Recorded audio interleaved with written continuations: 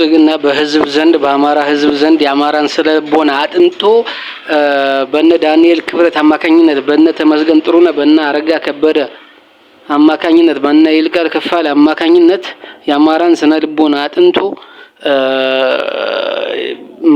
በአማራ ፋኖ ውስጥ ተላላኪዎችን ባንዶችን መሪ አድርጎ ለማምጣት ያደረገባቸው ሁኔታ አለ። ፎቶ አረንጓዴ ቢጫ ቀይ ሰነድ ሰንዶ እየሰጠ ያን ንግግር አድርገው አንደበተ ርቱዕ እንዲሁ ሆነው በህዝቡ ዘንድ ተቀባይነት እውቅና እንዲያገኙ እና ወደ መሪነት እንዲመጡ ተጠቅሞበታል።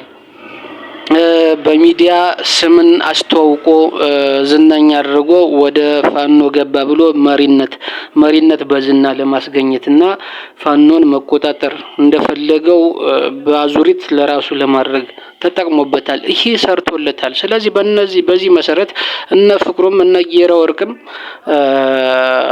በዚህ መሰረት ወደፊት መጥቷል። አመራርነት ተሰጧቸው ቆይቷል። አሁንም አሉ እነ ፋኖ ባርች አሉ። የአማራ ፋኖ በጎጃም ቴዎድሮስስ ምዕራብ አማራ ቀጠና አፋብን ቴዎድሮስስ ማን አለ? እነ ወግደረስ በጣም ከፍተኛ የሆነ ሚስጥር የያዙታል የደበቁታል እንዲወጡት አልተደረገም። አሁን እሱ እጅ ቢሰጥ ምን አይነት ተጽዕኖ ሊፈጥር ይችላል? ትግሉ ላይ ነው። ገባችሁ? ጋዜጠኛ ነው። የእስክንድር ደጋፊ ነው ተብሎ ታስሮ ነበር ተብሎ ተወርቷል። ብዙ መዘዝ ያመጣ አሁን እሱ እጅ ቢሰጥ።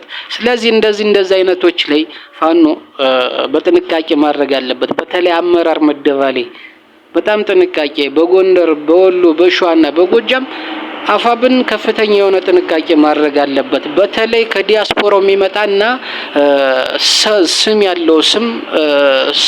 ያለው ሰው ወደ ፋኖ ሲቀላቀል ፋኖ ውስጥ ሆኖ ሚዲያ ላይ ሲንሸራሸር እዩን ሲል ትኩረት ማድረግ ያለበት ትኩረቱ ምንድነው?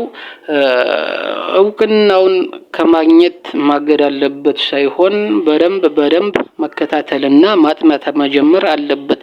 ይሄ አይነት ችግሮች ለክፍፍል ዳርገዋል፣ እየዳረጉም ነው፣ ለወደፊትም ይዳርጋሉ። ስለዚህ ይህን ነገር በጥንቃቄ መታየት መመርመር አለበት።